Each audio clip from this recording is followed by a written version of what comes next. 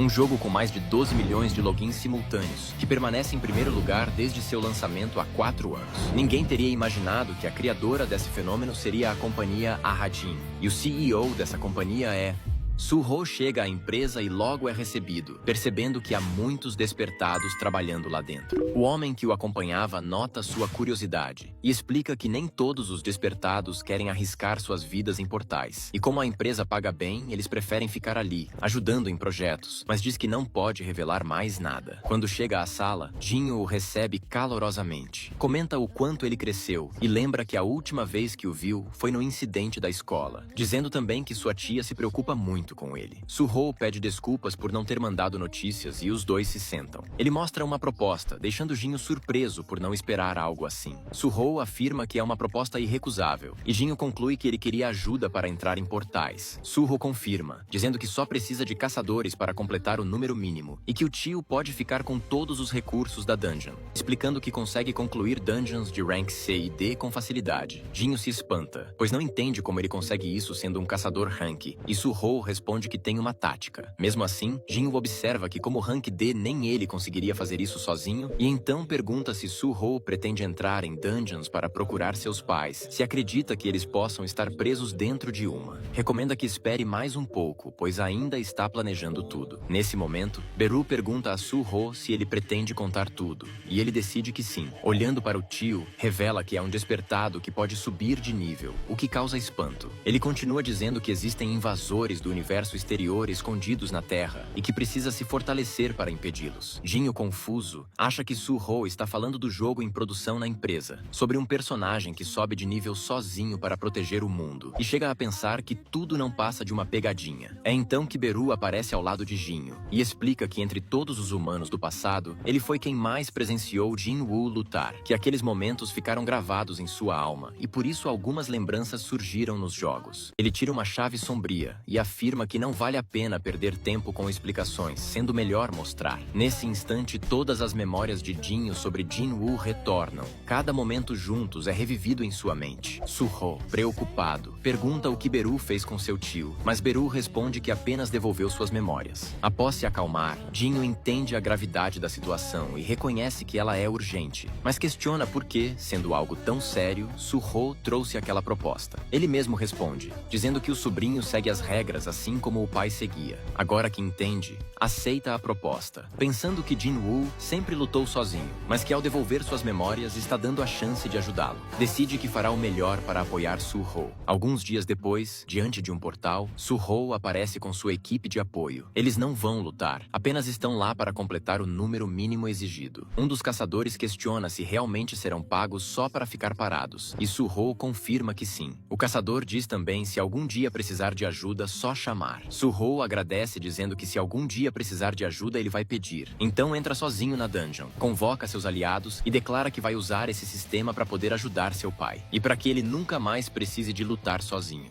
Su-ho vai upar. Em frente a um prédio, Lee Min-sung desceu do carro e mandou o motorista esperar por perto. Ao entrar, o faxineiro o reconheceu e o cumprimentou, e ele retribuiu o gesto, tentando manter as aparências. O olhar do velhinho o fez pensar que era assim que todos deveriam vê-lo. Um homem que sempre teve tudo para ter sucesso. Depois do grande cataclisma, ele acreditou que continuaria no topo. Mas tudo mudou quando seu próprio motorista despertou como um caçador Rank S e anunciou que não seria mais seu motorista. Disse ainda que, se Lee quisesse, poderia se juntar a ele. A partir desse dia, o mundo de Lee Min-sung desabou. A pirâmide de poder se inverteu, e ele jurou que faria de tudo para voltar ao topo, mesmo que precisasse fazer um pacto com o demônio. Dentro do prédio, ele entrou em uma sala onde vários caçadores o aguardavam. No fundo, estava o garoto que ele tinha ido ver. Lee o observou, impressionado com o quanto havia crescido, e comentou que poucos meses atrás, ele era apenas um bebê. O garoto respondeu que não estava crescendo, apenas recuperando sua força. Explicou que para resolver um problema no transporte dimensional, seu corpo original foi dividido em fragmentos e mandado para esse mundo.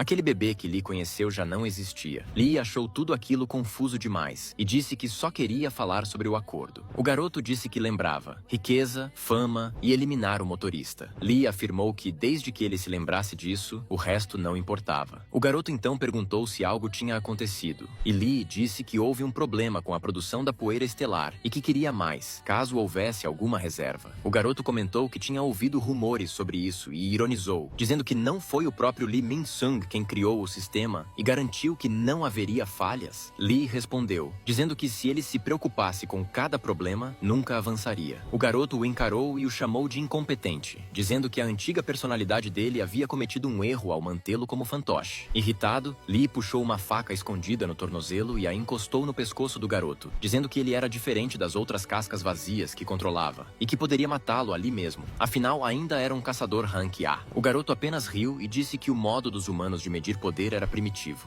Em seguida, usou uma habilidade que colocou todos no prédio sob seu controle mental. Com um olhar, explicou que a antiga personalidade havia considerado Lee útil para a sobrevivência deles. Mas agora que ele havia recuperado parte do poder, a continuação desse relacionamento dependeria da competência de Lee. Lee tentou disfarçar o medo e disse que estava apenas testando a força dele. O garoto respondeu que por ainda ter alguma utilidade, ele o deixaria vivo, por enquanto. Depois entregou a Lee uma maleta com vários fragmentos, dizendo que era um estimulante 100 vezes mais concentrado que a poeira estelar. Se diluído, poderia render muito mais. E diferente da poeira comum, Lee também poderia usá-lo diretamente e sentir os efeitos. Lee fingiu interesse, mas recusou. Não sabia o que realmente era aquilo, e uma sensação ruim o fez pensar que talvez tivesse libertado algo terrível neste mundo. Ainda assim, para ele, tudo o que importava era que o garoto cumprisse sua parte do acordo. Enquanto Lee saía da sala, o garoto parou por um instante e disse que sentia seu próximo fragmento se aproximando. Logo,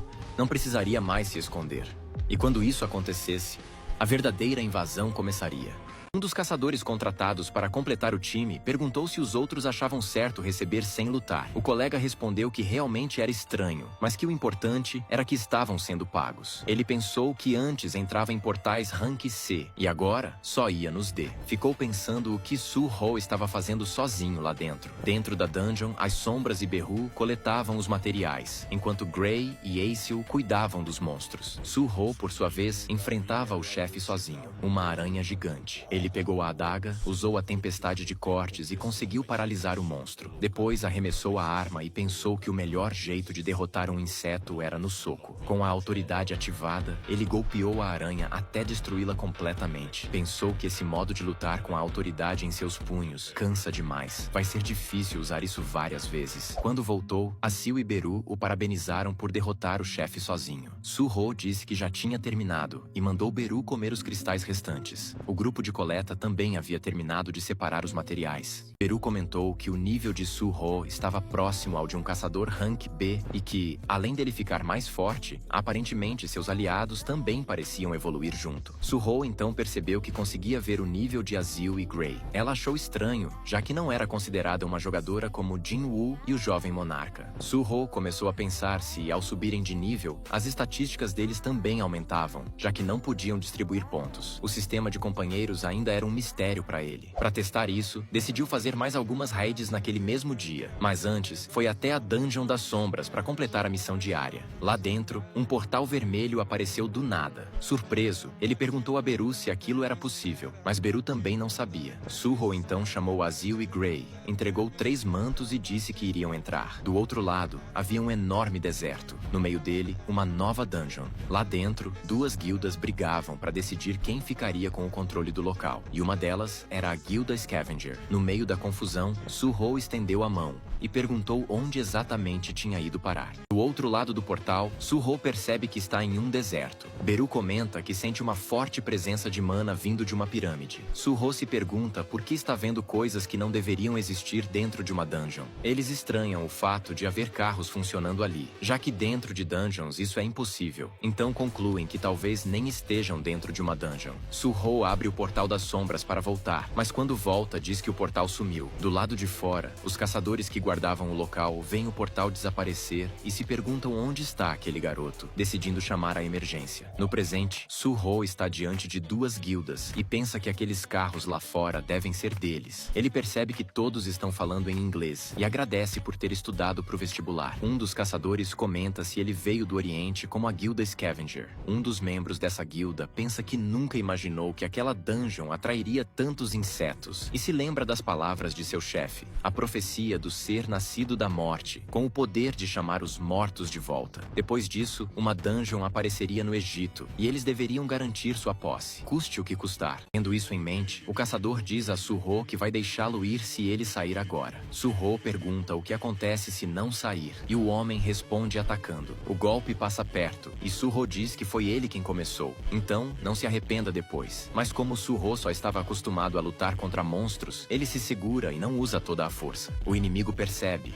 o acerta e o joga longe, dizendo quem ele pensa que é para pegar leve. Logo diz que vai eliminar todos ali. Azil e Gray partem pro ataque enquanto Beru vai ver como Su-ho está. Su-ho se levanta e entende que para completar a missão vai precisar vencer essa disputa pela dungeon. Ele percebe que a guilda que o atacou é inimiga e parte para cima. Com movimentos rápidos, acerta o rosto de um dos caçadores de armadura, mas o homem não cai e troca golpes com ele. Su-ho sente que está se segurando demais. Sabe que, se usar toda a força, pode acabar matando alguém. Na sua hesitação, um membro da outra guilda acerta o caçador com quem ele lutava, matando-o na hora. O caçador diz que Su-ho está com medo de matar e que caçadores nem sempre enfrentam monstros. Às vezes enfrentam humanos cruéis.